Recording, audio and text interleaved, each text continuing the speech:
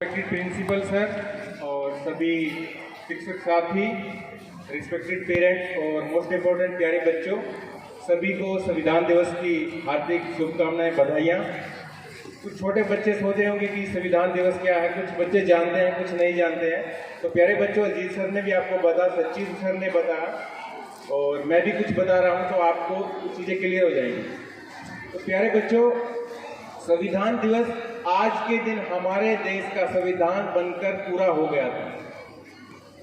देखिए, संविधान दिवस के बारे में मैं आपको कुछ बता देना चाहता हूं कि जब भारत आज़ाद हुआ सन 1947 में हम जाएं तो एक तरफ देश का बंटवारा हो चुका था, कितने सारे घर उस बंटवारे में तहस नहस हो गए थे। लोग अपने घरों को छोड़ के कुछ पाकिस्तान में चले गए थे, कुछ पाकिस्तान में से भारत में कुछ लोग आ गए थे।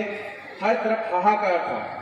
उस घड़ी में, उस कंडीशन में भारत का संविधान लिखने का जो काम था, कितना मुश्किल होगा।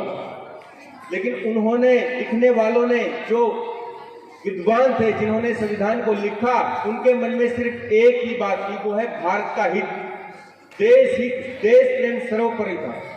जब हमारे घर में मम्मी पापा की थोड़ी सी लड़ाई हो जाती है तो आप देखना कि आपसे एक पेज भी नहीं पढ़ा जाएगा।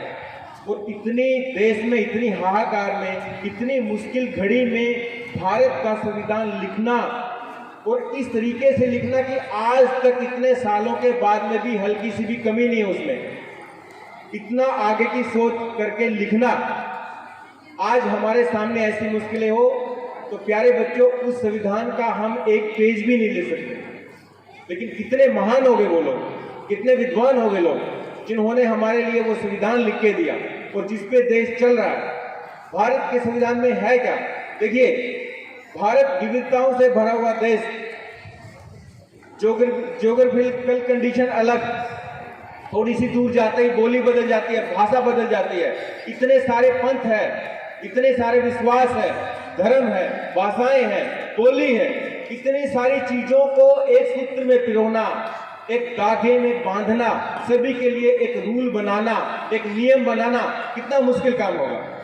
और हमारे विद्वानों ने उस टाइम पे बाबा साहब अम्बेडकर, डॉक्टर राजेंद्र प्रसाद और उनके साथ जो भी सदस्य थे, उन्होंने इतनी अच्छे से काम किया, इतनी लगन से काम किया कि हम उनके कितने कृतज्ञ होने चाहिए। प्यारे बच्चों, मैं बता देना चाहता हूँ, आप सभी ने तालाब देखा होगा। तालाब में क्या होता है? बड़ी मछली छोटी मछली को खा जाती है। जंगल भी देखा होगा, लायन क्या करता है? बाकी सारे जानवरों को खा जाता है।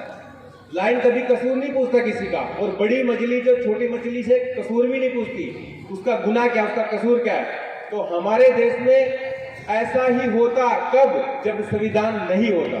संविधान है तो आज हमारे देश में समानता है, सभी बराबर है, काला गोरा, ऊंचा नीचा, छोटा बड़ा, हर धर्म के लोग, हर जाति के लोग, हर पंथ के, हर विश्वास के लोग बराबर हैं, सभी को बराबर अधिकार है, हर जगह सभी का बराबर से सम्मान, प्रतिनिधित्व है।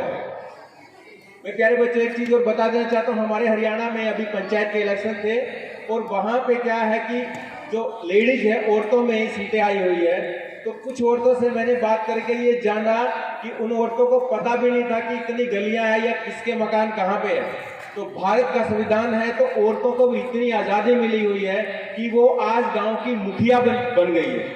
ये सिर्फ और सिर्फ बाबा साहब के लिखे हुए संविधान, उनकी मेहनतों का नतीजा है कि आज हम खुली हवा में सांस ले रहे हैं, सब बराबर है और हम एक दूसरे को इतना सम्मान दे रहे हैं, किसी प्रकार का किसी के ऊपर कोई दबाव नहीं है।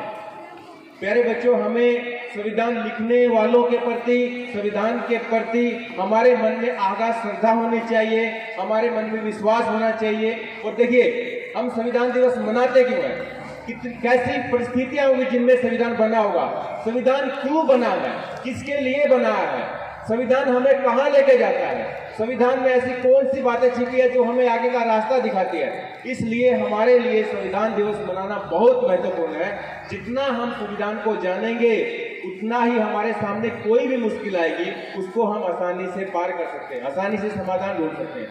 संविधान के बारे में किसी एक शायर ने लिखा है कि मैं तुम्हारी हर मुश्किलों का मुकम्मल समाधान हूँ, कभी गौर से पढ़ना मुझे, मैं भारत का संविधान हूं। जय हिंद।